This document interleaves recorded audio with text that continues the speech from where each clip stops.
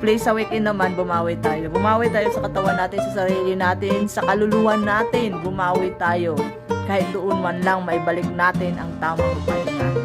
Nang sa ganon, sa Lunes, may energy tayo. Sa Martes, meron pa rin tayong energy. Sa Wednesday, alanganin na yung energy natin. At sa mga darating pang mga araw nitong weekdays. I know yung iba dyan. What's up guys? Happy weekend today, Sunday. Magsimba na kayo para mabawasan naman yung mga kasalanan nyo. And I know, pagkatapos na magsimba, lalabas kayo para na naman bumalik na naman yung mga kasalanan nyo. Wow, ganun pa yung rotation. Huwag na lang magsimba. Magkakasala lang din. And stay at home. Ngayong weekend na to, kung may trabaho ka, please magpahinga ka naman. Hindi ka robot. Pahinga mo yung katawan mo dahil bukas is trabaho na naman. Mahalin din natin yung mga sarili natin, katulad ng pagmamahal natin sa jowa natin na hindi kayang suklian ng tama ang ating pagmamahal. So, tayo na lang. Yung hindi kayang suklian ng pagmamahal dyan is, mahalin nyo na lang ang mga sarili nyo. Katulad ko, mahal na mahal ko yung sarili ko kahit ganito lang ako.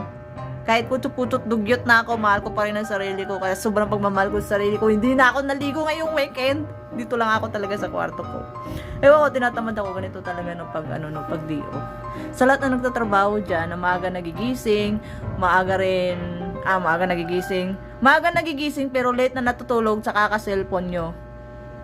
Please, sa weekend naman, bumawi tayo. Bumawi tayo sa katawan natin, sa sarili natin, sa kaluluwan natin. Bumawi tayo.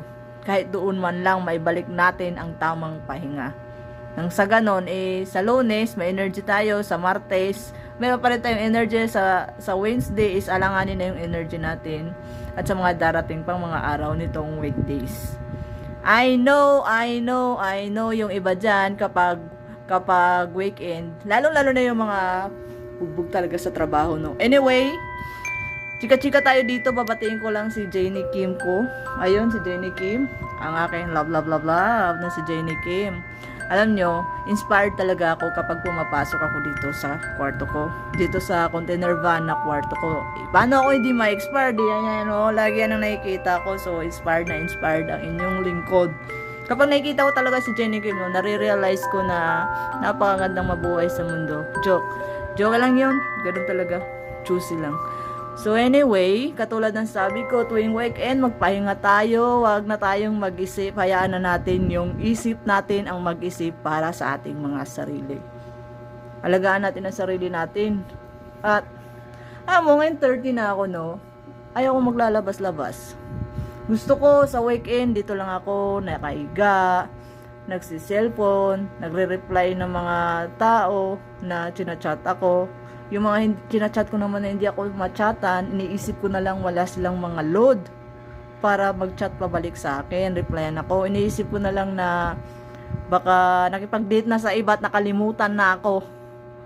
Hey, huwag na lang tayo mag-invest sa ibang tao, no?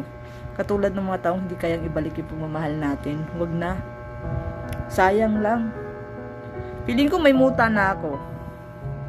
Wala pala akong muta. Feeling ko lang pala yun. Anyway, nakapaglaban na ba kayo? Naglaba ako kanina. Naglalaban naman talaga ako tuwing gabi o kaya minsan madaling araw. Kaya minsan, no, kapag naglalaba ako tuwing gabi na pagkakamalan tuloy akong mumo. Paano ba naman? Ako lang yung bukod tanging naglalabas sa gabi, tapos biglang nalabas yung mga kasama ko.